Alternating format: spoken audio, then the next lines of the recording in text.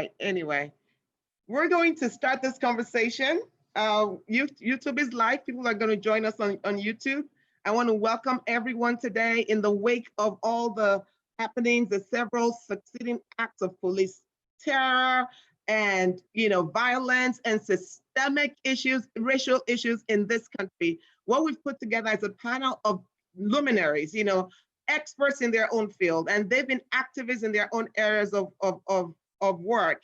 We brought them together today to have this conversation. It's going to be fluid, it's going to be organic, but we do have some areas that we're going to focus on. We're going to take it from the historical trauma. We're going to look at spiritual components. We'll look at social structures and social welfare structures. We'll look at the African and African American relations. So this is going to be a whole gamut of issues that we're going to talk about today.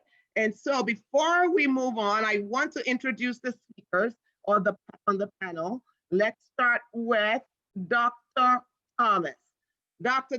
Nosakheret Thomas has served in a variety of capacities over his career as pastor, professor, coach, pastoral counselor, nonprofit board member, city commissioner, and he has served with valor. He has served with everything. I know him. He's been a friend of mine for a while. Dr. Thomas has degrees in higher ed, admin, a PhD in pastoral counseling, Pan-African studies. He has a business degree, a divinity degree. You have so many degrees, Dr. Thomas, I'm getting confused. And theology and counting is his bachelor's. He has been married for 32 years and has 3 adult children, 1 grandson, and Dr. Thomas is often called upon to share his multidisciplinary and intersectional insights regarding a variety of contemporary issues on panels and forums. Welcome, Dr. Thomas, to the webinar. Okay, I'll do my little clap here. So Dr. Johnson, just wave so they know who you are. Okay, so Dr. Johnson is a licensed clinical psychologist and founder of the Intimacy Seminars and Psychological Services. Dr. Irvin Johnson specializes in couples, sex, and relationship therapy. Using a culturally meaningful system-based therapy, Dr. Johnson will identify your love blueprint to help individuals and couples process and metabolize their unhealed wounds. Isn't that what we're talking about today? Dr. Irvin Johnson's intimacy seminars have been sought out by many churches, organizations, homes across the United States, West Africa, and the UK. She has been happily married to her high school sweetheart for 25 years. Welcome, Dr. Johnson, to the show. Dr. Suzanne Forbes-Vierling comes to us with 25 years of combined experience in higher education, management, and mental health. She has provided organizational consultation to international community-based organizations from Eastern Europe, Malawi, India, and South America. She holds a PhD in clinical psychology, having served as president and vice president of academic affairs and department chair in a university setting. Dr. Forbes-Vierling is most thankful to have been able to oversee programs where African-American students earned their master's and doctorates in business, education, and psychology. Dr. Forbes-Vierling also teaches West African dance and has choreographed pieces performed all throughout San Diego. Welcome to the show. Dr. Alvin Abston, let's see you. Also has a doctorate, and he is a certified state sex offenders treatment provider for the state of California, and he's also a risk assessor for the state. Today, Dr. Abston is a clinical program coordinator for About Face DVIP Psychological Services in Los Angeles, California, and provides psychotherapy and risk assessments for convicted male and female parolees who are convicted of sex offenses in Los Angeles area in California. and he is a state certified sex offender risk assessor. Thank you and welcome Dr. Al to the show. Let's all unmute so we can hear a little clap here. Clap for ourselves. Welcome, welcome. I am so proud to be part of this elite group. Thank you so much for participating in this. And so we have so much to talk about today. And I just want to let's just start talking about it. The first thing we've heard about all throughout this uprising, movement, whatever we want to call it, the past 2 weeks, one of the things we keep hearing about is we hear about trauma. We hear about trauma. We hear about what's going on. So Dr. Johnson, let's start with you.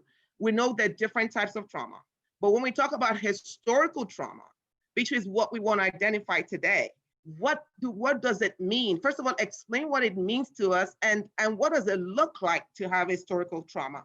And if you can talk about it, you know, in context with what is happening today. Okay. Thank you so much for having me today. I'm honored to be here. I want to go right in it and start talking a little bit about trauma. We have a system that God really created in our bodies, right? We have a sympathetic nervous system and we have a parasympathetic nervous system. And the sympathetic nervous system tells us, hey, oh, you're in danger, right? You need to fight or you need to flee. So that's our fight or flight system. And sometimes when the ability to fight or flee is not does not equate you surviving, sometimes what happens is we also freeze. So the body and the mind work very rapidly to say, is this an opportunity for you to survive by fighting? Is this an opportunity to survive by fleeing? Or is this an opportunity to survive by freezing? And all of these things, if not worked out, get stored in the body. What happens is many people tend to think that trauma ends up happening in the mind, and so that we can just kind of get over it, we can just move past it. That was in the past. I hear people say all the time, why am I responsible for something that did not happen when I was not here, right? And the answer to that is I was not here either, but your but your body carries the trauma of your ancestors, and so does mine, and it is still impacting us to this day. So the body's sole responsibility is to make sure that we survive and we are safe, and it has to make a decision, a split decision. Do you survive or do you die, right? And so we're always trying to survive, and trauma happens to us. And we have to know that the trauma is not the event itself, because everybody can see something happen and not necessarily be impacted in the same way, right? Trauma is actually when our body and our minds receive too much overwhelming stimulation or experience to be able to actually handle it, right? And so trauma manifests in multiple ways. And so if someone is, let's say, sexually abused or physically abused or whatever the case may be, right? You then become either hyper vigilant, or in efforts to not deal with it, kind of block it out, right? And you don't notice kind of things that are going on. And when that happens, you then show up in life very different based off of that trauma.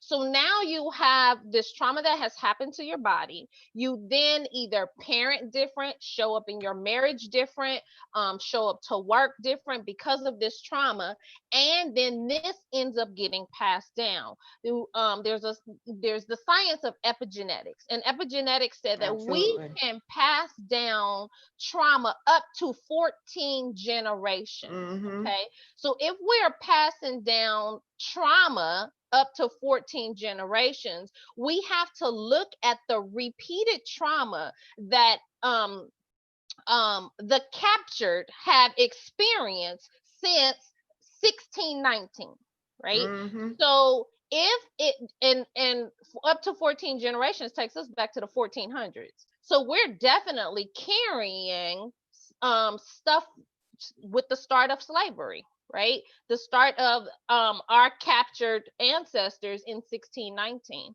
And so we get they bring us here into the United States, and then what happens here over the next 500 years. Someone made the statement to me that, well, you can't, it's so old, you can't, but it's not that old. We have a system that is in place that is not broken. It was developed to work the way that it is working. And it has no loopholes. That's the issue. It actually has no loopholes. So when we're talking about systemic trauma like police violence, like housing and redlining, and we're talking about healthcare where there's low quality patient care and exposure to stress, and education and workplace and hiring practices in the courtrooms and sentencing disparity. All of that is a daily stressor that people in the African American community, people of color communities are experiencing on a daily basis. So what might that look like? High blood pressure, migraine headaches, stress, things like this. So if you're experiencing all of those medical symptoms, those physiological symptoms, how well are you doing in school? How well are you doing at work? How well? So all of these things begin to manifest in every area of our lives. And this is then passed down to our children. And so when we're looking at systemic trauma, we're looking at trauma that has been going on for 500 years with no relief yet. So this wound needs more than a Band-Aid. This needs deep surgery. Absolutely. I mean, thank you so much. So you're saying that that trauma is passed down through generations. We have research, we have studies that has validated this. That says that that's what we're talking about today. That's what we, when we talk about epigenetics, we know that this thing is being recycled. But then the other thing is, Dr. J, is that when you're being re-traumatized daily, then the trauma is perpetual. So even if you get to the 14th generation, it keeps going to another 14th generation because you're being re-traumatized every day by the system. And right? So what we're experiencing now is going to be transferred, if we don't stop it now, to the next 14 generations. Absolutely, absolutely. Which is why this is so important. Thank you so much. So what we're going to do is have everybody has a topic that they are going to amplify. We'll go through those topics and then we can start having a conversation. So Dr. Thomas, I want to go to you. I want to go to you now. And because you're also on your resume, you talked, I mean, in your bio, we talked about you being a counselor, a pastoral counselor, you've been a pastor for 25 years. And for me, one of the reasons I wanted you to come on is because I get so frustrated when I see the church community in particular, and especially the white church community, not really, embracing this. I mean, sometimes they will talk about the riots, you shouldn't riot, but not talk about what their brethren who are in their churches are actually, feeling, and all of the pain that they're feeling. So what is the spiritual part of this? What is the problem? How does God want us to respond? What is it? And is rioting a sin? Is protesting a sin? I want you to identify those things for us. Well, that's a whole lot. You need to go longer than 90 minutes. So glad to be on here with this esteemed panel. But I would say fundamentally, the question is a question of theology. And so it is, how do we view God? How do we understand God? And how does God look at what's happening today? So we understand God as being a God who hates oppression.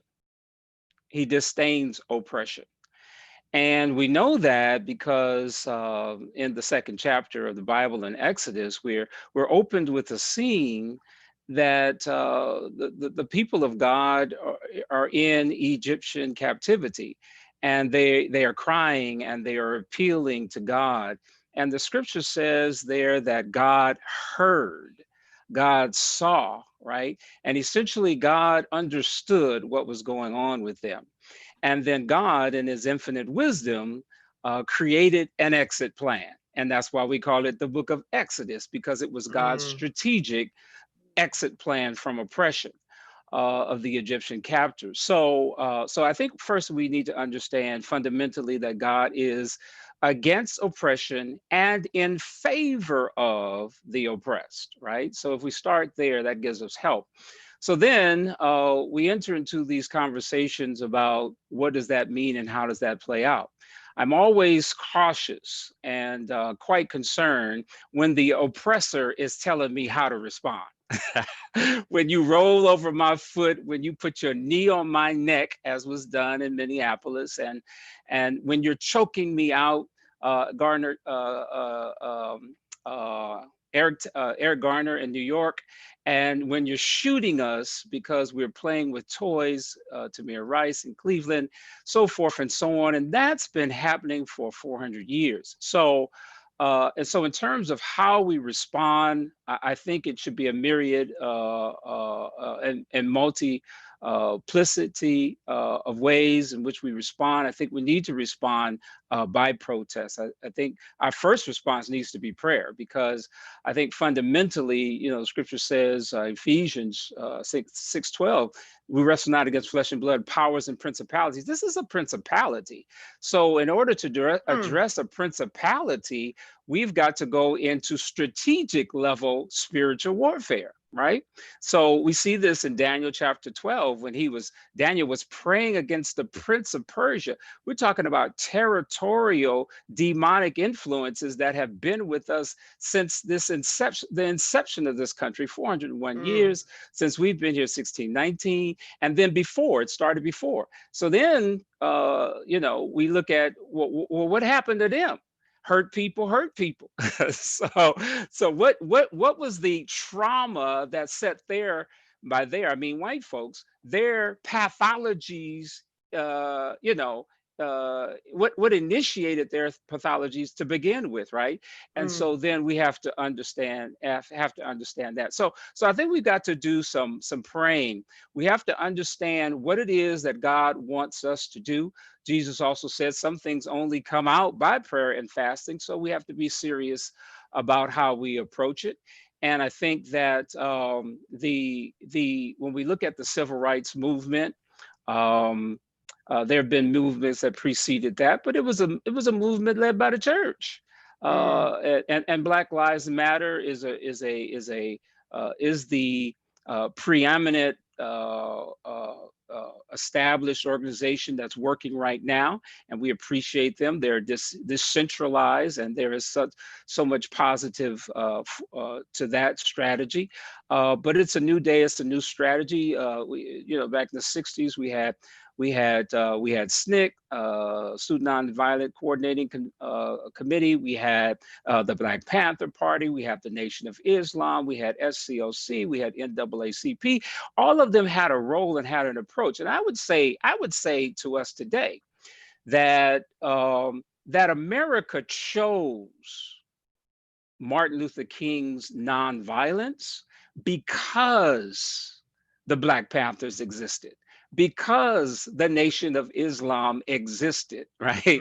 Because the Student Nonviolent Coordinating Committee existed, right? So if they had not existed, who knows where we would be, because there would not have been an alternative. So let's choose Martin, because Malcolm doesn't seem like a tenable option for us, because he said we got to be free by any means necessary, right?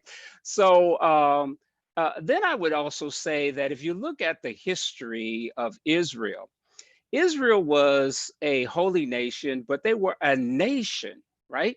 So Israel had a military. Sometimes God told them to put all your armaments down, all your weapons down, and just praise me and let me handle this. But other Mhm. times they had to protect everybody, the men, the women, the children. They were protected. And so when we think in terms of not doing anything and just praying, I think that's flawed. I think that's anti-Bible. I think that that's ahistorical, and I think that that's very problematic. And it is a narrative that the oppressor sends so that oppression continues, and the status quo is the order of the day. But clearly Israel, Judah had an army. They believed in self-defense. They took care of their interests, and they had God signed on, and God gave them the opportunity and told them to do just that. All right. Thank you so much. There's a follow-up question for that, but I'll hold on to it.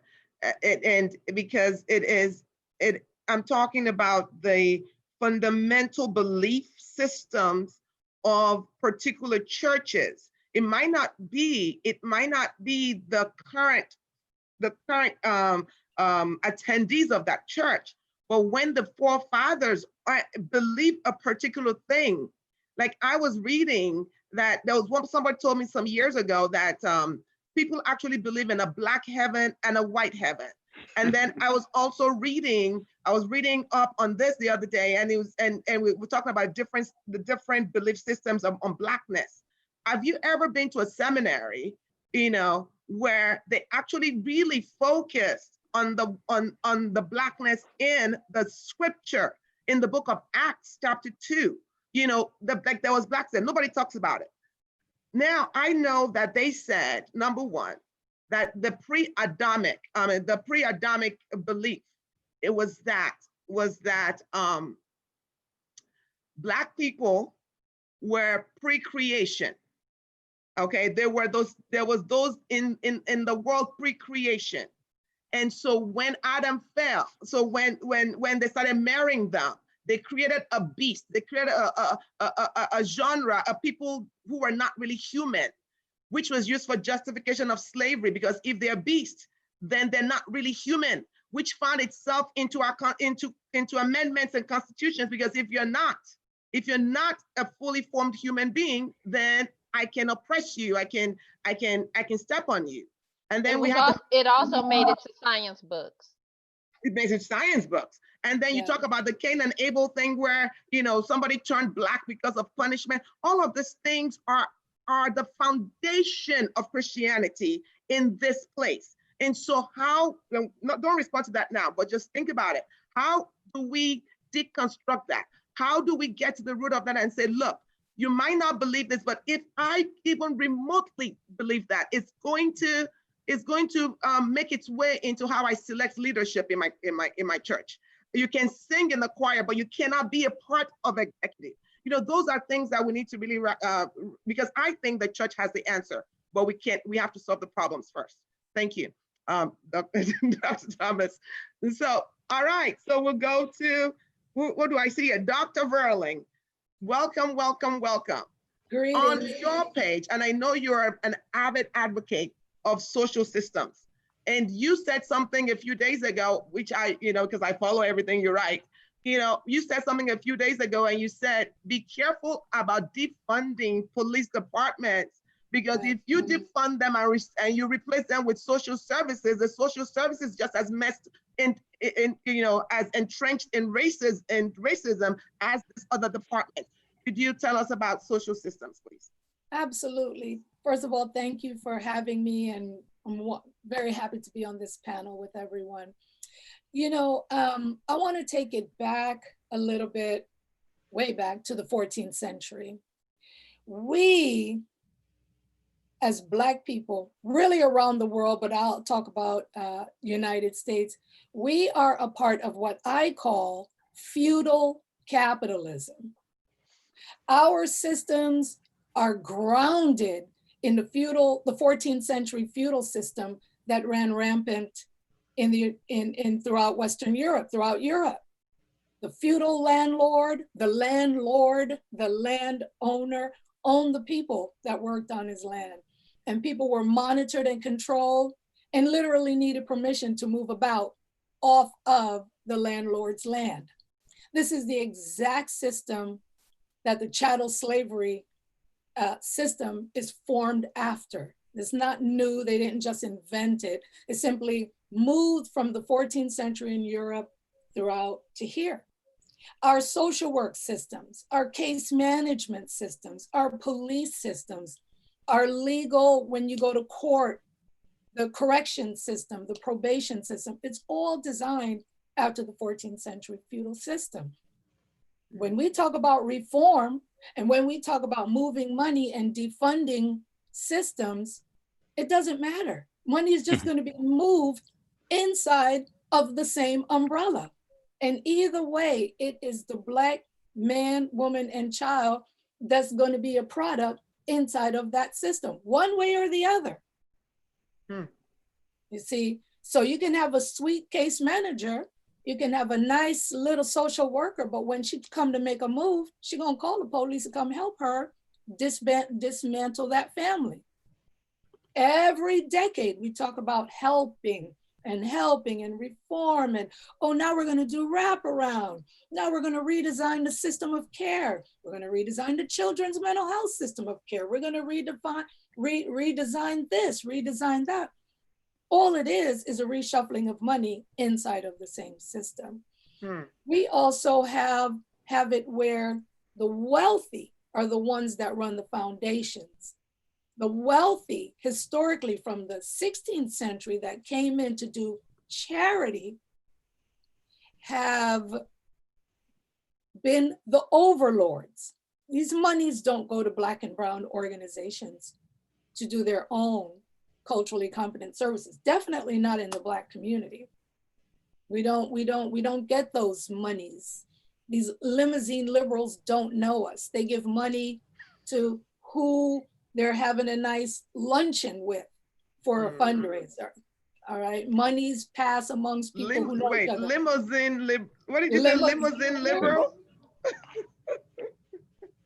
Well, the limousine liberal has it in his or her head up here, looking down from their car, from their limousine. I'm crying for you from my mansion and my limousine.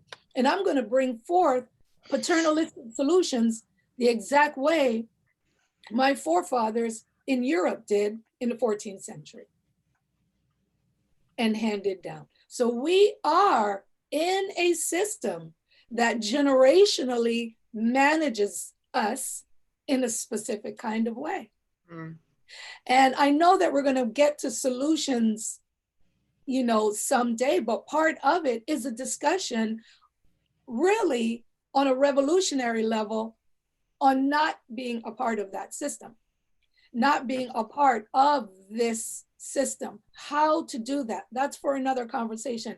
But racism is infused in every aspect of service delivery, corrections, charitable giving, the management, the billing, the management of the real estate, the facilities management, everything. Racism is infused. You people don't know how to manage yourselves. You people have problems. You don't know how to solve it. We'll do it for you. For billable hourly or daily bed rate of some kind. Either you're gonna sleep in one of our prison cells, you're gonna be in one of our foster beds, you're gonna be on a case manager's caseload. We're gonna draw down federal money for you one way or the other.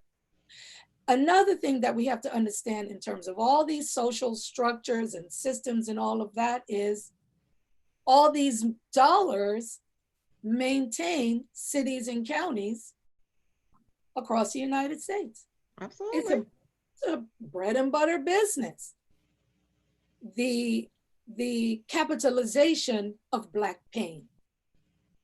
That's essentially what all of this is. So when people are screaming, defund the police, give it to the services. Okay, I understand. The police, we see the brutality.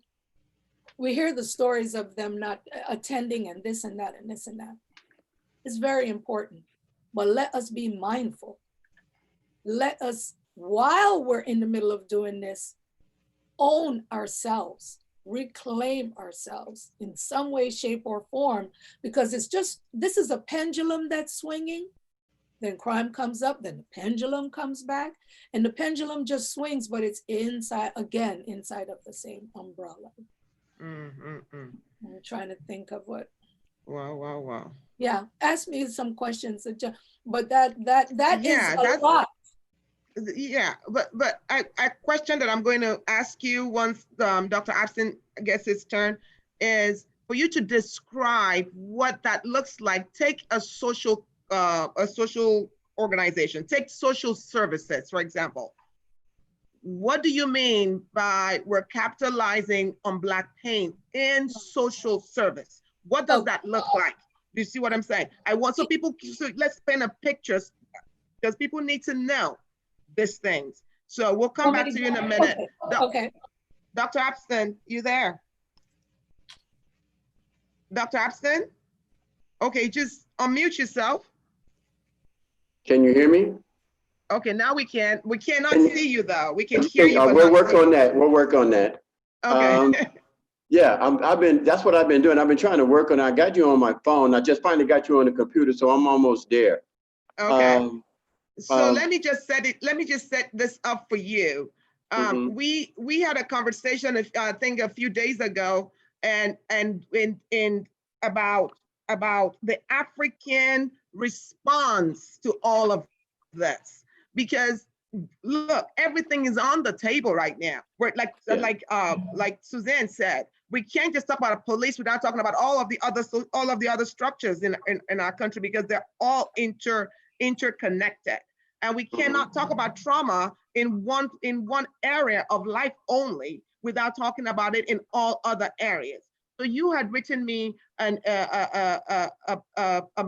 text about the video I sent you, and it was in response to this moment. And you had told me about, look, this triggers me, and this triggers a lot of us because of the way that we think where we're perceived by our African brothers and sisters, because there's a continent that is a people that's a great people. Nigeria alone is going to be the 4th or so largest country in the world, shortly. So we have capacity. So what is it that you want to share about this today? Well, I don't know. I think I called you earlier, and first of all, thank you very much for inviting me on this panel. I feel very honored to be a part of this deal. Hello, Dr. J. That's my shero, and Brother Thomas. It's good to see you, man. God bless you. We look like brothers, don't we? We look like we come from the same mother, huh? You sure you're in Abston? But I don't know. I was kind of concerned on whether or not you were ready for me to be in this discussion, because some of the research that I did, it was not very, I was trying not to be the militant guy. Ready or not, here they come. I know. But and also Nigerians are one of the highest degree degree holders in the United States today, above white men, above white women, and above other ethnic groups. So that tells you something. But what I was talking about earlier was that we talked about ethnicity, and then we talked about the African American and ethnicity. We're the only people in the United States that had to develop our own ethnicity, because basically in Africa, they forgot about us. They didn't come and rescue us, and so they didn't offer a whole lot of return to the motherland for us. We had to fend for our own. They said, pull yourself up by the bootstraps. We didn't even have boots, and we had nobody else to rescue us. Excuse me. But I talked with some of my Nigerian friends. I've done some research, And I talked about the relationship between African Americans and African or Pan-Africans. And their views of us are very, very low. You know, they believe the hype on television and stuff about us. Some, I'm not saying all, I'm not going to say that. But their view about us was that, you know, they think that we should be taking advantage of all the activities and all of the opportunities that we have in America, and that, you know, we shouldn't be complaining. And you know, we talked about Nigerians who engage in our educational system, but they weren't around when Governor Wallace was standing in front of the universities with shotguns talking about, hey, you know, over my dead body, would I let a Black person come into this school? So they really don't have an idea of what our struggles was to get those opportunities that they're afforded to. You know, I mean, they see us as, I mean, they see white people who come over there, besides the South African who colonized Africa, but as those missionaries and those guys who come over and bring medications, and they're missionaries and stuff. And so they, you know, they don't see the struggles that we have, that we go through in order for us to be able to enjoy the small liberties that we have today, and how African brothers and sisters come over here and they benefit. They benefit. They get into the educational system. They benefit. They do a census. They don't say African from the continent of Africa. They're African Americans on those applications, you know. And so they're benefiting from our system here, you know. And I'm not. This is not just my views. This is the views. If I did some research, when I'm like, oh, I don't know if Dr. Merino want me to talk about this right now. But some Africans, you know, and I've had my pleasure of meeting some great Africans, not just good Africans, some great Africans. But some Africans just have a dismal idea about who we are, how we got to where we are. They don't understand our struggles. They don't understand racism as we understand it. As a matter of fact, they're not even in tune to the racism. We kind of have a sixth sense. It's like a radar. We know. You know, we go into a restaurant and somebody treat us different. We go, no, he didn't do that. He didn't do that. And a Pan-African will go like, what did he do? You know, what did he say? And so we kind of like got a sixth sense on racism when it's perpetrated against us. So that's my take. But I wanted to tap Dr. Johnson and the generational traumas that we experienced and stuff, you know. And then I have some people who's supposed to be toning in on this broadcast, who are medical professionals, and they talk about how you triage crisis and how you triage trauma, you know. And so I just wanted to kind of like put that question out there. How do you address the trauma that we experience from generation from generation, from institutional racism and systemic? Absolutely. Thank you, Dr. Abston. And we're going to get to that question. Is a pertinent question. We're going to get to that question of we're going to get to solutions of how do you treat the trauma? You know, how do you fix the system? You are going to get to those questions in a minute. But not without me addressing what you said about your introduction to the Black pain that's not experienced or that's not even acknowledged by Africans. I am an African, and so I'm a Nigerian American, so I have both. But it just hearing you say it again really, you know, did something for me again. And and one of the reasons I wanted you to address that is because our brethren, our people, our family in Africa right now are in a position to listen. I've heard that a lot. There's like, okay, we want to listen. Maybe we have not been hearing this before, but we want to actually hear it now. I'm not saying that, Ghana last year did a whole return to Dr. J went, you know, South Africa has done a return to home. You know, we have pockets all across that have done that. But to actually understand the plight of an African American in this nation, people need to be willing to put aside all the stereotypes and everything that they have believed and listen. That's why I said, if we can just come to this show today and just to listen and to learn. You know, one thing you said about they're benefiting off all of the pain too. Everything that happened, I never really thought about it that way. Or everything that had happened prior, you know, all of the struggles, the Jim Crow, the civil rights, all of these things. But now you can come from anywhere on the continent and come get an education. You couldn't do that hundreds of years ago. Right. So we need to understand that. So thank you for Can I addressing and also bringing say that up. something? Go ahead. I want to say that the narrative that Africans may have about African Americans is the same narrative that African Americans believe about Africans and the continent of Africa. It is not. So you have to understand that that is rooted in the racism and the systemic oppression, that if I keep you divided, that you don't want to go home. Absolutely. When I went to the slave dungeons in Ghana and I asked that question, what the system that we had in Africa, where there was where it was indentured service, so you owed a fee, you paid off your it's like us going to work 80 hours or 40 hours a week, right? And so, but we got to go home. That was not the system that they had in Africa. The system that they had here, chattel slavery, was very, very different. What we have to understand is, before white bodies did that to black bodies, white bodies did that to other white bodies. And so, like Dr. Forbes said, hurt people.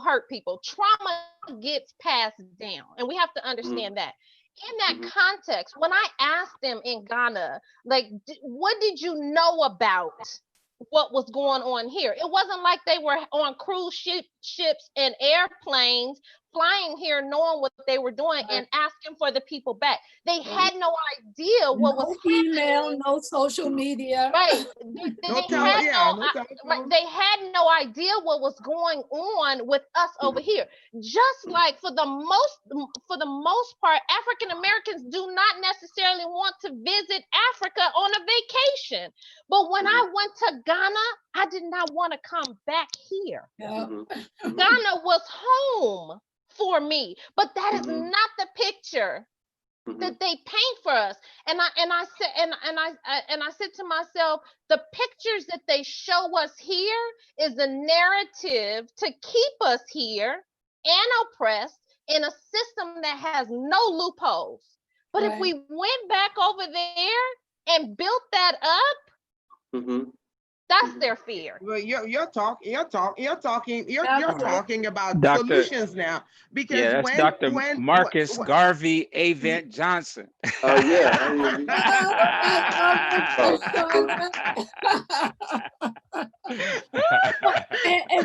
And let me just add to that. We better be careful. We better listen to Dr. Avant Johnson. We better listen to Dr. Merino and say, I'm not going to be afraid of Africa. I'm not going to be afraid of my African brothers and sisters. And conversely, I'm not going to be afraid of my African American brothers and sisters. And we're going to learn and teach each other as we speak. United States, China, everybody got an interest in Africa. They absolutely. They don't have a taboo about it. You see Bill Gates over there. You see all kind of Chinese, powers that be over there. And we also have a serious, environmental crisis. I say to myself, why is CNN all up in Africa? Why is everybody all up in Africa, starting to smooth the way, maybe for other migrations and not ours? So we have to learn about divide and conquer techniques and overcome it as quickly as possible. Because we're all gonna I'm over it. I'm building there. And I believe you. And that's the thing. You believe a sister. Absolutely. I'm not looking for other evidence. All I need to do is hear you. Yeah, absolutely.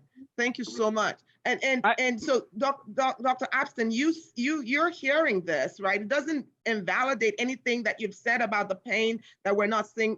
I tell my African brothers and sisters, we need to listen. We need to listen. We need to understand. We need to come from a place of compassion, because you cannot just tell me to get up and pull myself up by the bootstrap if you don't know my pain. So we need to do that. On the other hand, There's also neocolonization that's going on in Africa. We have to understand that the blueprint that was left there during slavery, people, it's still there. You know, internalized oppression is alive and well, you know, and so, but what we have going for us there is we are, as a country, we are a nation. We have our own. We have your own land. When you go home, and like I say, when I was growing up, I never knew I was Black. You know, I just knew I was a person. So growing up in a place where you are the majority, going up from in a system where you own things, that is healing. Because going back to Dr. Thomas, when God was bringing out the nation of Israel, he didn't just bring them out, he promised them land. He promised them land. He actually called it the Canaan land. Right, because freedom without empowerment and enfranchisement is nothing. Yeah, what does that get you? Yeah. So let's talk about that. You know, when we talk about solutions, and everybody can go ahead and take a shot at this. When we talk about that, what does it look like? What does that look like? Because we can talk about emotional healing, we can talk about all of these things, but when we until we become a people that's connected to a place, we have to determine, can we really deconstruct all those things that Dr. Forbes is saying? I'm not saying we should give up on anything. I'm just I'm putting it on the table. Can we deconstruct that? Is it can we defund all of those different agencies? And if not, how are we going to function as Black people? Because one of the things people don't understand is this: we're not talking about racism in the terms of individuals. Till the end of time, people are going to be prejudiced and people are going to be racist. Okay, what we're talking about are systems. Exactly. We're talking about systems. So let's address those systems. Dr. Thomas. Well, Neely Fuller says, if you do not understand white supremacy, racism, what it is, how it works, and everything else that you understand will only confuse you. So he says that, and then his successor, can't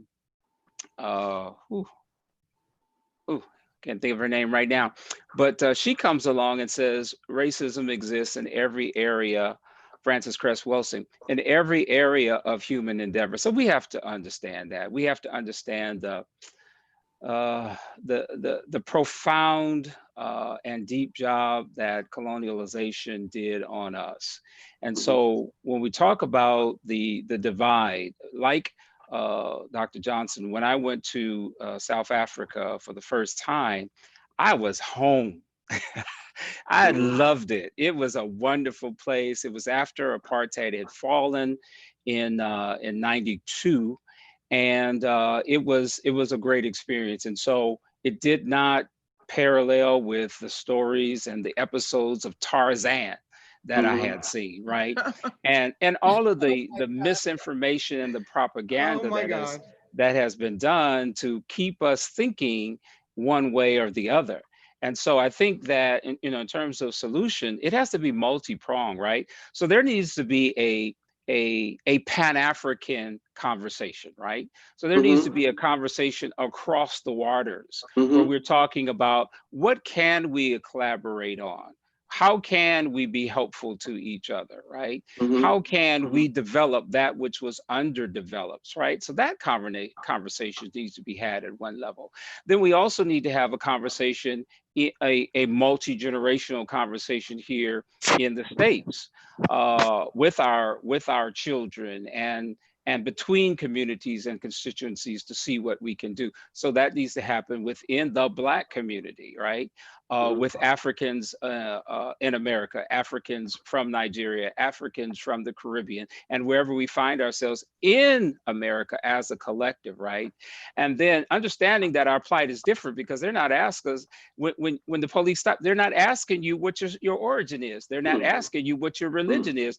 They're just gonna gun you down And we've seen that. And so in a real sense, we need to stop all of the foolishness, get rid of all of the titles and the affiliations, and understand that we are a Black people under siege, right? And that changes the narrative and how we protect ourselves and how we go about getting the business done.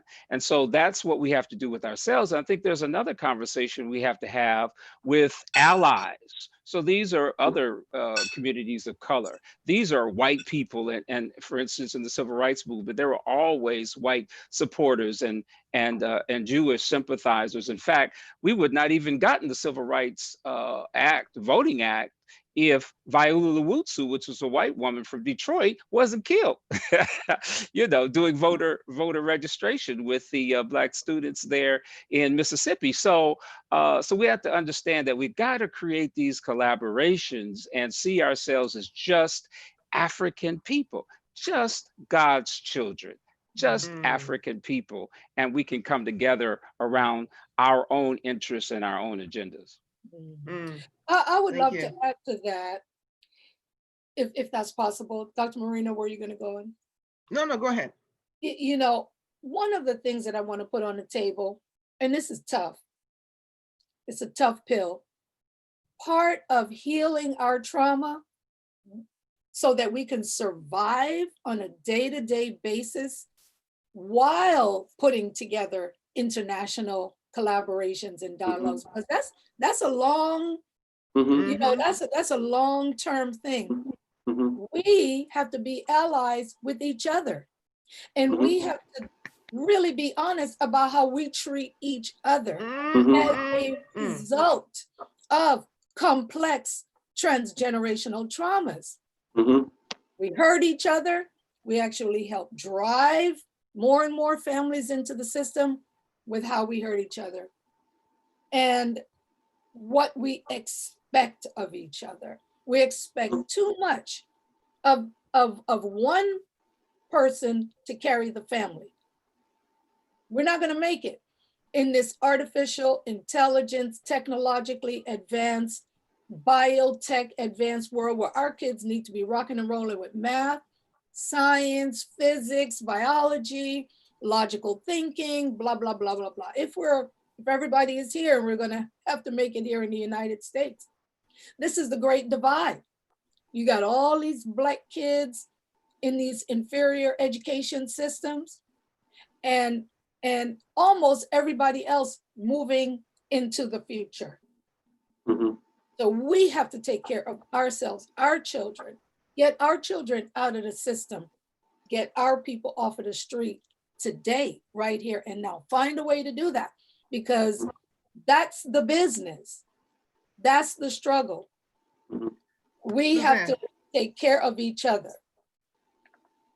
Dr. Forbes, how do we, because as we say that, my mind is, you know, and my training is saying, if someone is traumatized, okay, and there's daily trauma that's happening, how do I take care of myself?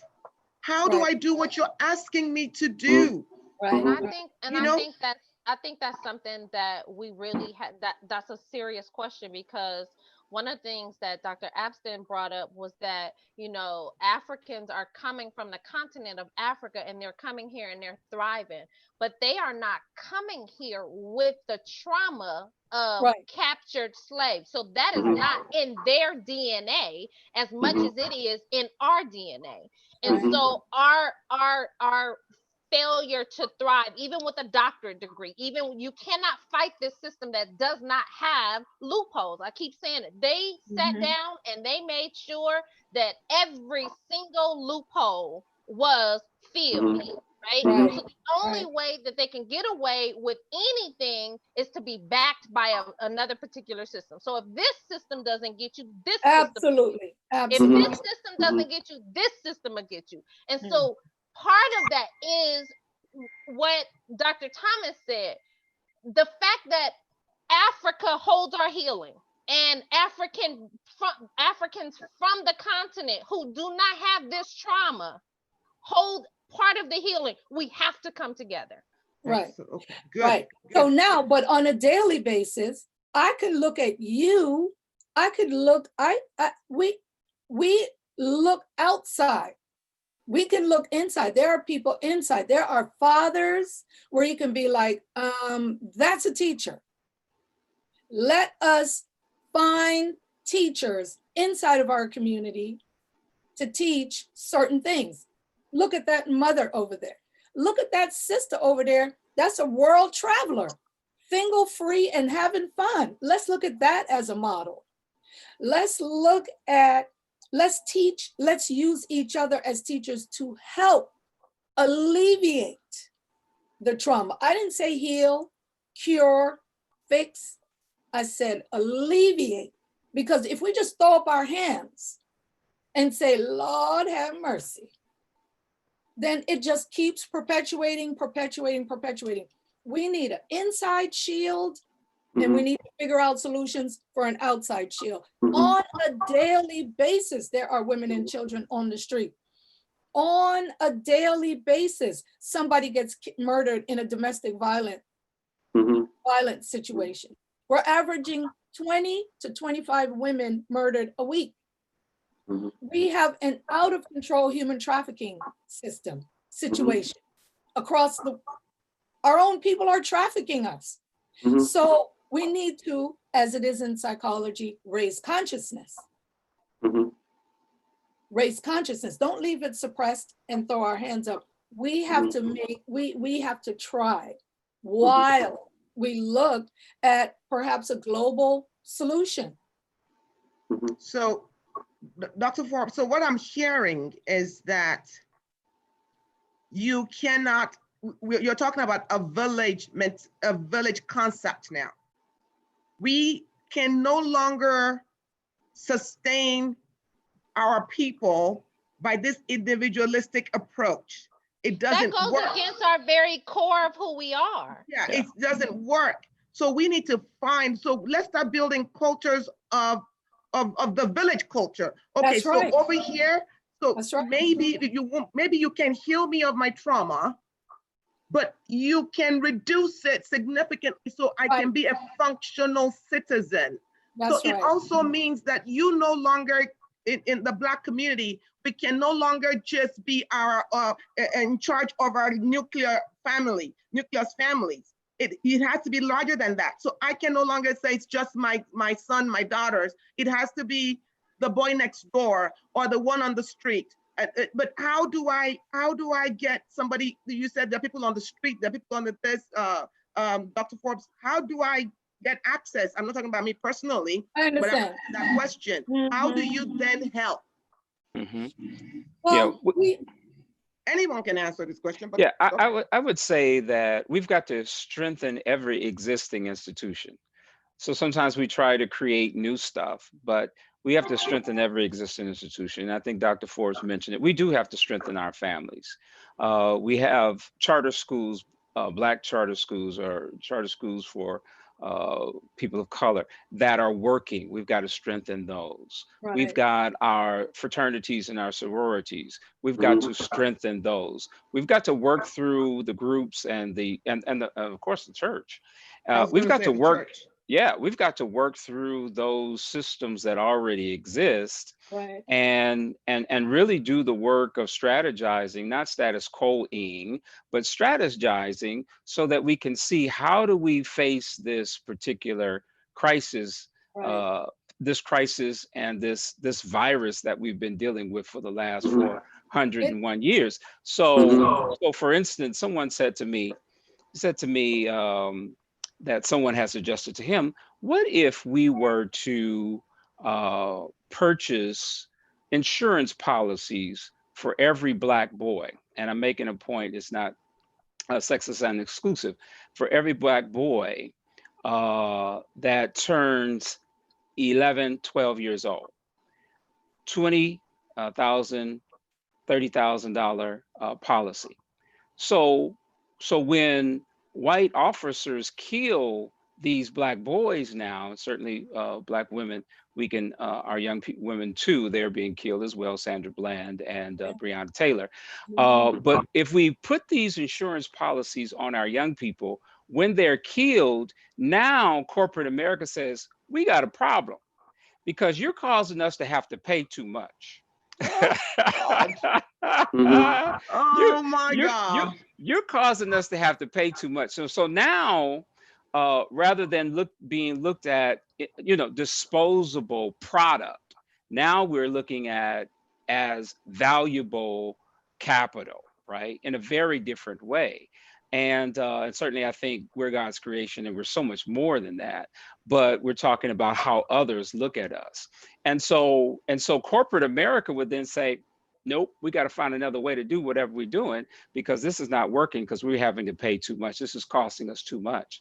And so, I mean, that's one solution, but we've got to come up with so many different solutions and use the systems and organizations that exist, build on them. And other thing we have to do is we've got to engage the young mind. So we've got a group that's meeting here in the city of Fontana. And what we did is that we cannot do, in fact, this Black Lives Matter whole thing, I believe, came up in COVID because the old folks who are always controlling the narrative are inside. They got underlying conditions. They don't want to get COVID, but the young people are out on the street, right?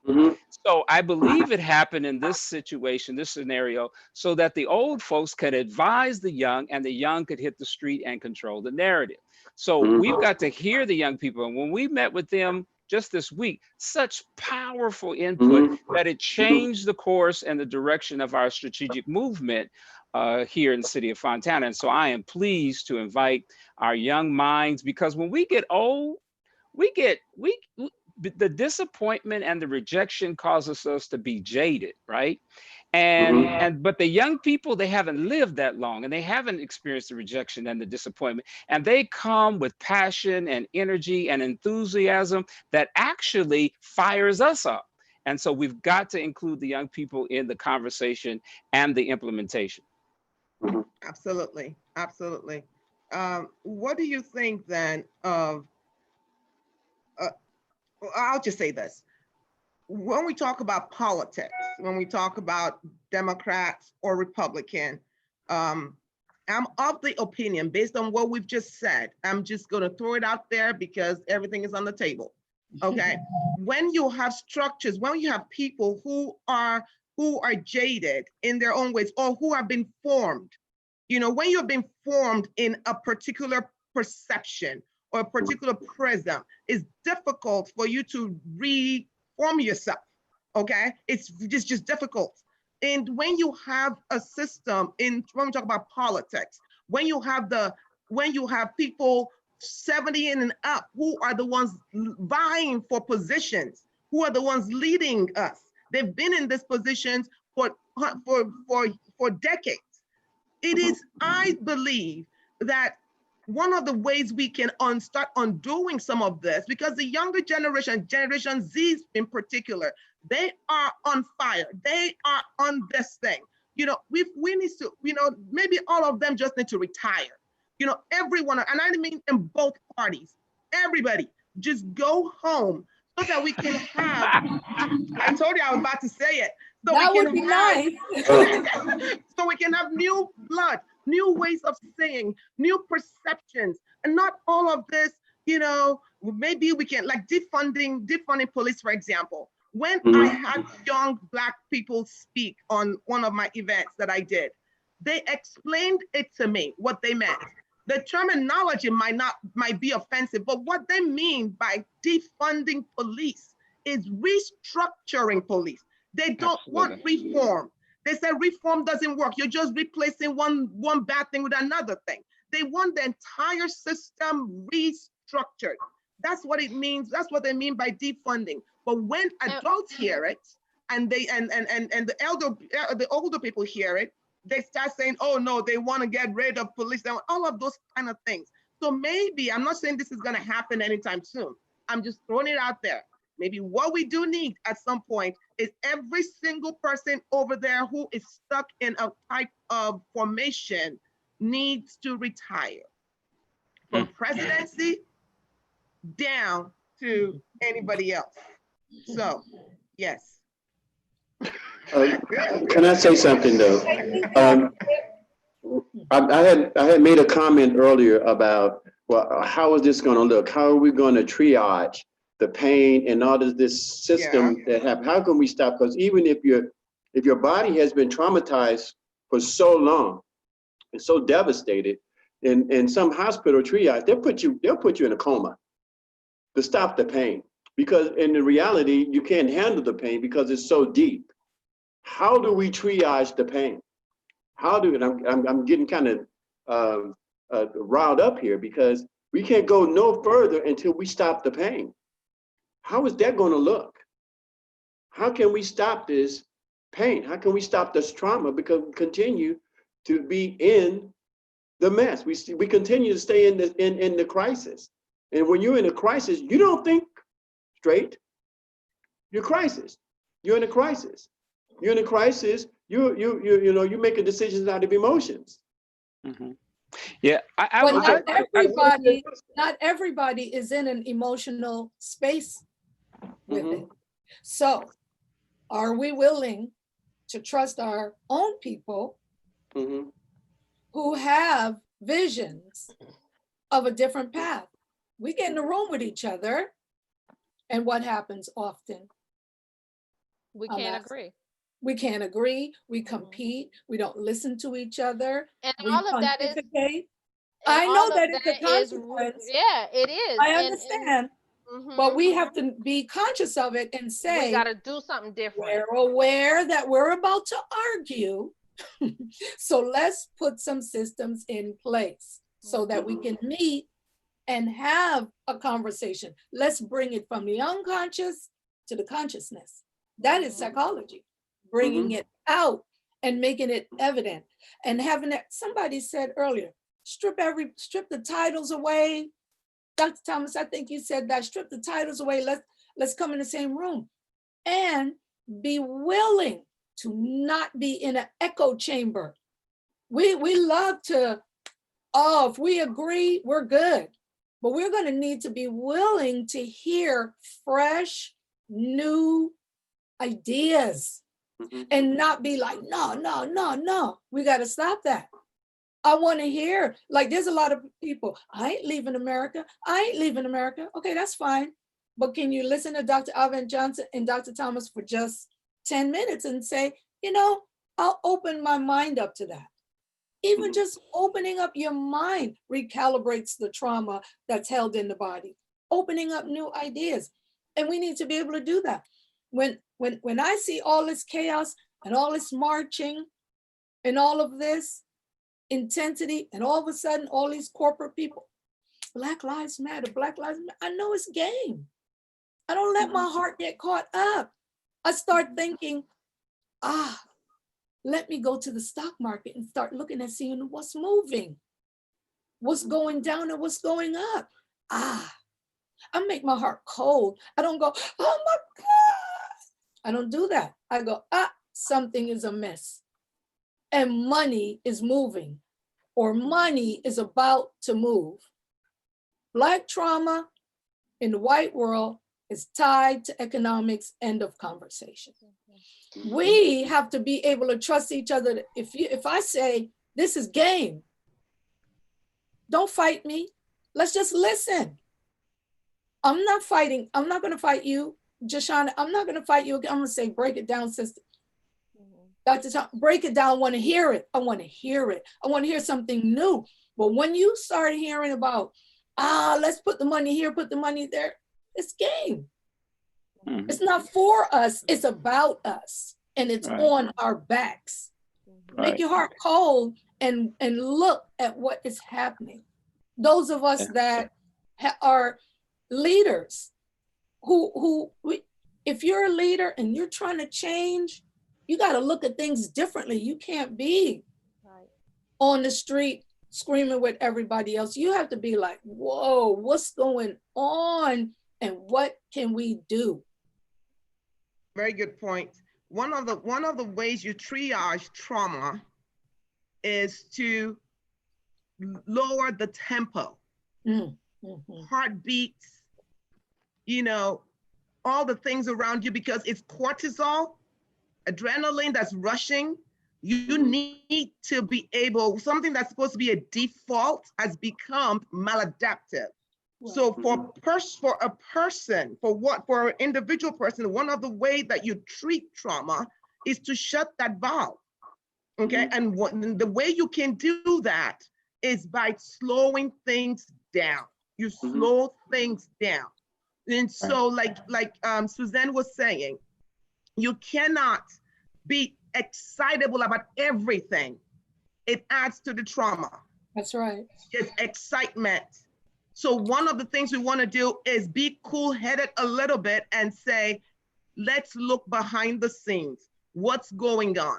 Let's not be so reactive. And now it's easy to say, let's not be so reactive.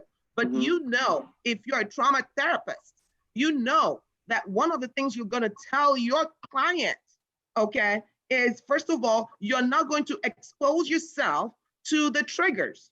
Right. Right. Right? Because what there's a saying that if you act hysterical, then it's historical, meaning that that trauma is actually trapped in the body. I completely agree that the way you triage trauma is security, slowing things down. That's like Dr. Forbes said, it's about having a plan. You might not have agreed with the plan, but we already know what it looks like and what we've been doing for the past 400 and 400 years, right? So we already know what those results give us. We have got to look at something, you know, at this point, we know what the definition of insanity is, right? And that's when we keep doing the same things over and over again, expecting different results. And so we can either have anxiety about things staying the same, or we can have anxiety about things changing. And I am all for working through things changing. I completely agree. The research shows that we actually heal in community at a much faster rate than we do in individuals. I think it's also important to understand that money is tied to the way of Black pain, because that is white axiology, that their highest value is between member and obtaining things. We have now adopted that axiology instead of what is at our core. I value you more than I value things. And in that philosophy, in that way of thinking, we then take care of each other. It is truly a need for a village at this time. Absolutely. We cannot keep trying to heal individually. We have a church. We have a church here. The pastor has apartment complex, senior housing. You know, that's significant. That's a village that's protected inside of a corporate structure for whatever reason. And, you know, there's all kind of, you know, issues, blah, blah, blah, blah, blah. We can create villages. We can create solutions, but we have to not compete with each other and fight together as one and say, you know what? Thank you. We need $5 million. We need $10 million. And everybody's on the same page and not trying to stab each other in the back.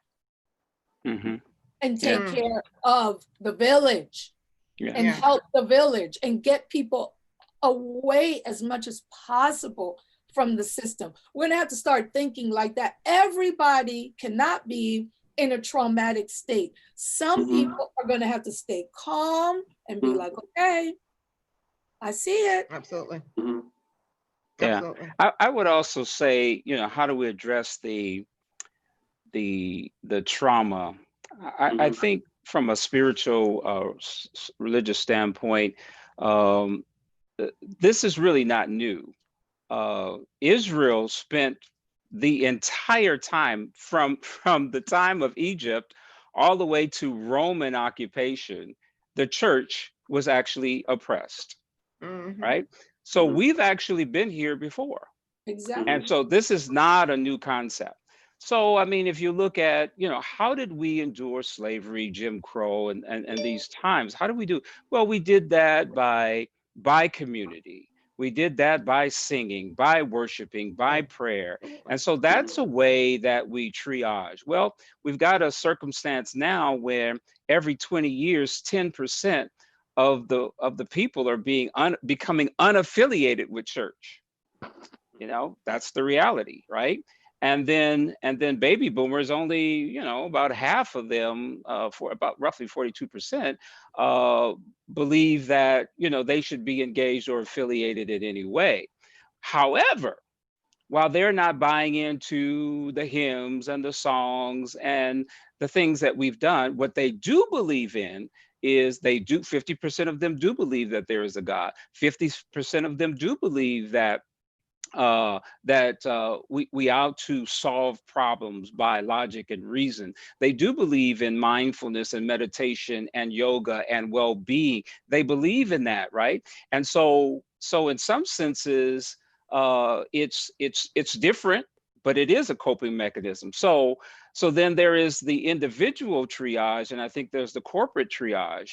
And so churches, if they're going to be relevant, they have to teach mindfulness, meditation. They've got to teach that, because you talked about slowing down the pace. Well, how Mhm. about let's starting with the heart rate? Let's slow Mhm. it down, and let's Absolutely. getting the focus that we need in Mhm. mindfulness training, right? And so we do need to do that, and that clears us and give us the focus so that we can understand what's going on internally, going Mhm. on externally, so that we could hear our inner voice, the Holy Spirit, so that we can hear the voices on the outside of us, right? And then we have the focus to strategize to see where we need to go.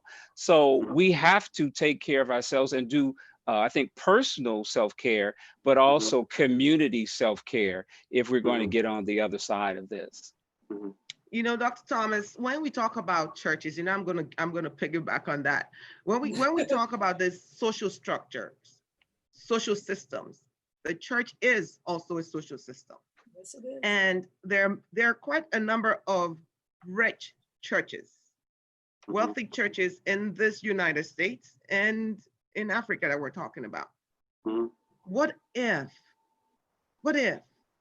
we could have a paradigm shift with this across the ocean, this divide between the United States and Africa that we're calling home, and these churches begin to create streams of economic economic prosperity, not just for themselves but for their members, psychological well-being for their members. So church is not just, it's not only a spiritual, even though everything stems from the spiritualness of Holistic. it. It's more holistic. We're looking at the different parts of your congregation. If we could just have that mind shift, Yeah. if we could just do that, because there are how many churches in the United States?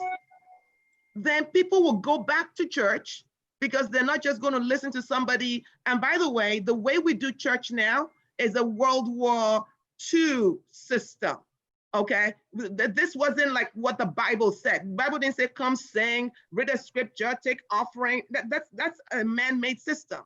Okay, so if we could redo that whole social structure, social system, we might have some viability. And I think that, and I'm saying church because we have and it could be the mosque too, it's not just church. And I think because we have ownership of that, like, the Black church, you have that. Right. You don't, there is no Black That's social the only thing system. we do own is the Black church. We have That's that. it. That's the only thing we own. And I was going to say this, barely, because there was a study done Oh Lord. where most churches, I'm sorry. Lord Jesus, I I'm have about to to be, lose the church. no, I'm sorry. I bring in capitalism Go, because this is the system tell we us, live in. We have tell us. no choice. Yes. Most churches, or many churches, and I don't remember the study, have code enforcement issues with land use and all of that. So as part of our teams I believe that the church is the best structure. I can't even tell you the last time I went to church. I believe that the church is the best structure to be able, under that corporate shield, to be able to do a variety of things. Yeah. That but they have code enforcement issues, always on the verge of losing the property or losing the property, et cetera, et cetera. So we have to think of leadership in a multifaceted way. We have to, okay, so we need all of these things taken care of and all different kinds of leadership to help make sure we hold on to the land, hold on to the corporate structure, and bring in a multitude of services that we deliver in a caring, loving way. Yeah, But and I will speak to that. Go ahead. Go ahead. Oh, I was just going to say, I said the Black church is the only thing we own. Some might have taken umbrage with that because we have HBCUs. A large part of HBCUs are funded by the federal government. Right. So the federal government doesn't give us money, we don't exist. So that's why I left them out. But I think you're on to something, both Dr. Merino and Dr. Forbes. And I actually worked with churches in Los Angeles on this very thing. And so what we have is a situation where they have these large institutional churches that have been around for 100 years, right? Yeah. And what's happening is they are land rich, cash poor with dwindling populations, right? And so if they don't figure out a relevant way to do ministry and to leverage their resources, they're going to lose what they have and they're out of business. And so one of the things that has to be done is there has to be a sharing of resources, right? So the larger churches, the West Angeleses and the FAME or the First AMEs, the larger churches, they're going to get their things because their money and their resources and their community development initiatives done because they have the capacity for it, but the smaller churches don't. So what I proposed was that we have a clearinghouse or a hub so that the smaller to the medium-sized churches can actually access the resources. They don't have to duplicate a secretary, don't have to duplicate the lawyer, they don't have to duplicate all these things, but simply plug in, but be able to access the same resources, right? And I have a training curriculum so that they are actually taught, these pastors are actually taught how to develop the community development centers, have mentors that work with them until after they've done their multi-billion-dollar deal. And that way everybody gets to the table and they eat. Because what we do know is if you're not at the table, you're being eaten, right? So that's a huge problem that I think we have to. If we're not at the table, we own the table. So that's a huge problem. I think we really need to work at, but there's these enormous egos. And so what I learned doing real estate investment is that 50% of something is better than 100% of nothing. So I partnered with other investors to buy a complex or to buy a house, single family resident, or whatever it was, rather than saying, no, I'm going down like this. My name is on this church. My great grandfather gave me this church, and these churches are going to die and somebody else is going to gentrify your property. You will no longer have it because you're unwilling to swallow your pride and collaborate and share with a church down the street. Got to do better. And that's what I was referring to earlier, where inside, we need to look at each other on the inside as allies, learn new, fresh ideas. All of these tiny churches all over, they should just be one streamlined organizational system, however it's set up legally, where, hey, if my food bin is running out of food, I could just call your mega church and say, hey, I'm out of tomatoes. Can I come get some? And I just come get tomatoes and I have it there because it's being distributed to the poor. I don't have to start a fight. I don't have to reinvent the wheel. Right. Let's use it. I just gave the tomatoes as an example of food. You have a nice mega church. I said, hey, I'm going to need to feed about 100 people for this week. Can I come by? You say, sure, come on. Because but you know what that will do too? That keeps people out of the systems. That will do exactly what I didn't hear you. What did you say? that keeps people out of systems. That's It's right. out of systems. I was thinking, actually, I didn't, yeah, good. One of the things I was thinking that would also do, actually not think, it will do, it would also reduce the trauma. That's right. Because now Community. you don't have to just fend for yourself. See, one of the things about trauma is it's restrictive, it's constrictive. Okay, the thing about trauma is it looks only at the problem. Yeah, you keep replaying it in your head. So one of the ways you heal it is by being expansive. You have to give yourself room. You have to bring in new ideas, new people. So if I'm a church and I do not have to think of, oh my God, what am I going to do with this? What am I going to do with? Am I going to meet this? And I know that there is somebody else that could help me with that. One of the reasons we're so traumatized and we keep recycling it is because we feel alone in our trauma. We feel like nobody understands. But if it's in the context of relationship that we get hurt, but it's also in the context of relationships that we get healed. Yes. So if I can have somebody with me to go alongside me, that trauma, I'm telling you, it goes from a 10 to a 5. That's one of the ways we do this. Yeah.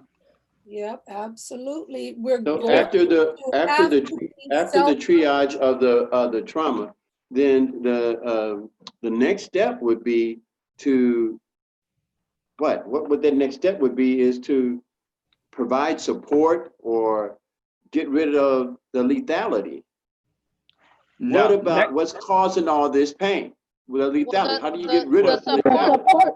The next one is part of we got to meet at the airport and go to Nigeria. All right, there we go. Yeah. Let's just cut to the chase and everybody. Dr. J, I'm gonna go back to Africa. You were going to say something.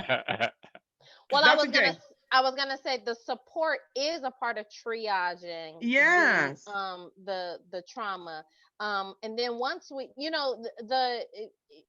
there's a portion in a book that I read. It says, our bodies exist in the present, but to your thinking brain, there is a past, present, and a future.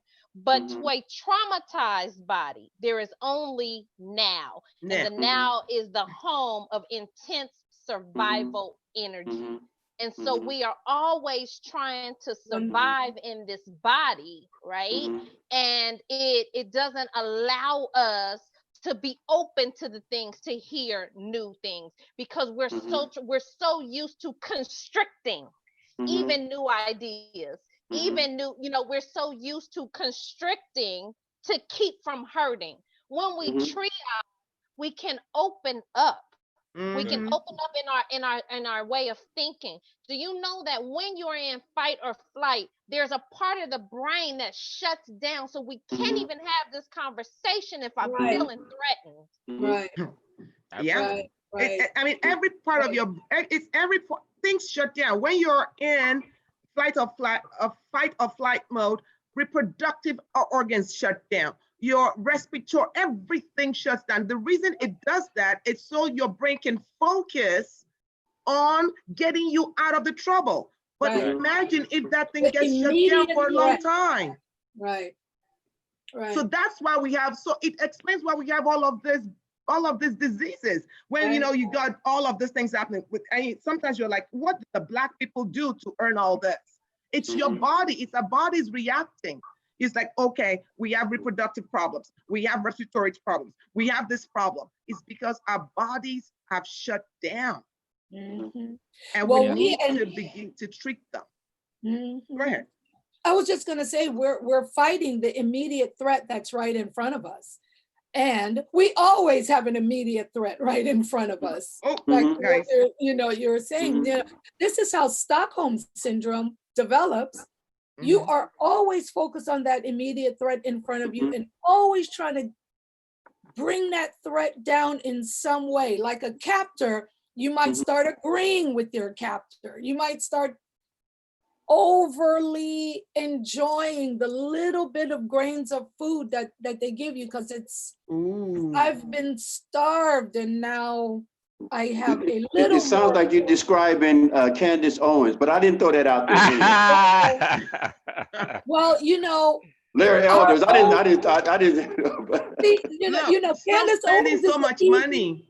Well, she's an easy target, but Yeah. inside of our own communities, we have white organizations that give Mhm. Black leaders, Black community, whatever, little drops of money, little drops of promises that keep them strung along. And it makes it very difficult to come together. You'll have this organization over here, the district attorney give them $5,000. You have this little organization over here and somebody gives them $500. You have this organization over here gets control with a promise. Okay, so these are what I call soft power systems of control. They are actually in place to stop you from coming together. Okay, and so you have to be, so it's easy to point at Candace, Lord knows it's easy. But what is happening inside that keeps us divided, that's not so obvious, not so visible. This, I look at systems. I'm constantly, I'm supposed to be a psychologist, but I'm constantly looking at systems and have seen things evolve over many, many, many years. And I said, wow, that organization over there is silent on the high numbers of Black kids in juvenile hall. Why? It's illogical for them to be, They got some they money. get a little something. Okay, I understand. Yeah. It's sad. Yeah. We need to break that up and point it out. And then maybe just start with fresh blood. All right. Oh my God. We can talk the whole day. And but we have to bring this to a close, and we have to come back again and do a part 2, because there's so much more to talk about. One of the things that, please, when we're talking about investments and we're talking about going out in economic empowerment, one of the things we can stop doing is stop purchasing everything that comes to our mind. Let's stop being big spenders and start investing. So instead of you buying the designer bag, buy stocks in there.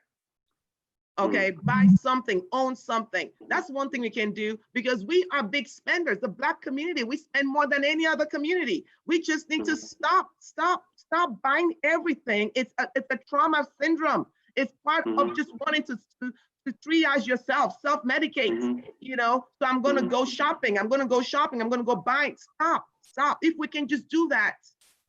So before you buy anything today or next week, count till 10 and say, I don't need this, I don't need this, I don't need this, I don't need this. Let me go buy a stock or something from that person. We can do that. Or even better yet, before you say, I don't need it, ask, what am I trying to fulfill?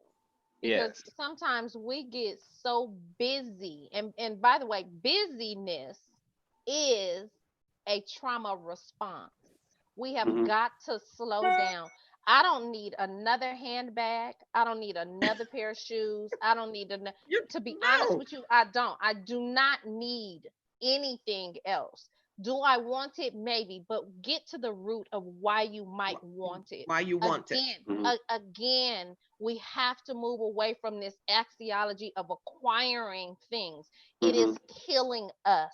And that is why money is tied to Black pain.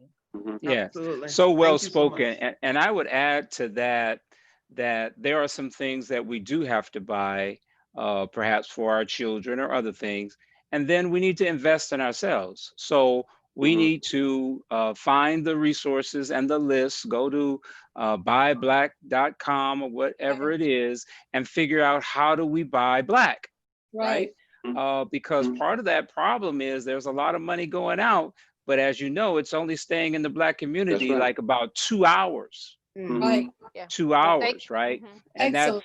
that's pretty pathetic, and you cannot sustain a community, on that kind of turnover. So So when we do buy, and we will be mindful, and I say mindful, and that's, we really have to be in touch with who we are and what we're doing, and how, what is our response to the trauma that we've been experiencing, and then understand that if we do buy, we want to buy Black. I would like to chime in on the next meeting, if it's any way possible, is what it means as far as male Blackness in the community. What's our rightful place? What's our rightful place in the community? What's our rightful place in the home? And when you're in a situation as a male Black man, and you get murdered for protecting your family, you take away an identification that we need as far as male is concerned in order for us to exist. So right now, the power of Black maleness is being depleted. It's being depleted, especially when we were coming from out of the prison system, to where when Have I you walk watched that show, Dr. Abston? Did you watch the Netflix 13th? Oh, yeah. 13? Matter of fact, I walked through the prisons a long time ago. So, but it's a great documentary. But when you walk in the yard and then you go to a group of Black men, don't get me wrong, the American prisons is the worst. It's the worst waste of potentials in the world, especially Black potential. I've had the greatest conversations. I've seen the best artists. I've seen the philosophers. I've seen the theologians. It's a wasteland. It's a total wasteland of potentials. Yeah. But, all right. Yeah, it is. So that's another story. But I would like to put that on the table as far as what does it mean as far as Black, not only Black maleness, but Black fathers and Black leaders in our community. What does that look like? And I'll also address it too, because that started back on the plantation. Oh my gosh, we have to stop this thing but we have so many topics. So you guys, would you agree to come back for another session of this? Oh yeah. Sure. Okay, excellent. So we'll bring you back. Thank you so much. It's been insightful. Dr. Thomas, you never really addressed the thing about pre-Adamic stuff, the Black is a beast and all of that. I want to talk about next time. Yeah. I know the answer, but I would like people to talk about it. Or did you have a quick answer? Yeah, get rid of oppressive theologies. Okay. If a theology dehumanizes God's creation, get rid of it. Simple. I mean, if you're a church and you believe that a group of people are a beast, or they're not wholly human, then you don't really believe in God. That's because the God of the scripture constantly said that it doesn't have favoritism. The God of the scripture constantly said that it's a God of all human. So it doesn't even make any sense. And guess what? We're going to the same heaven. There is no black or white heaven. We're all going to the same place. Right. So get used to me now. That's right. And start telling the truth about the Bible. So when we're reading the Bible, when there's a white person, it's the exception and not the rule. I mean, that goes without saying. When Paul was evangelizing, Paul went to evangelize Europe. Absolutely. Because they were infidels and they didn't understand God. So, Black folks need to know that they are in the Bible. They are the Bible. And white theology and white pictorial representation in art has given us this notion that God is white, the angels are white, and all the folks in the Bible were white, when that couldn't be further from the truth. Absolutely. Thank you so much. All right, so I'm going to stop. We want to thank you for spending this time with us. I hope you have a good rest of your day, and we'll see you next time. Bye. All right, bye-bye. Blessings. All right, thank you. Bye.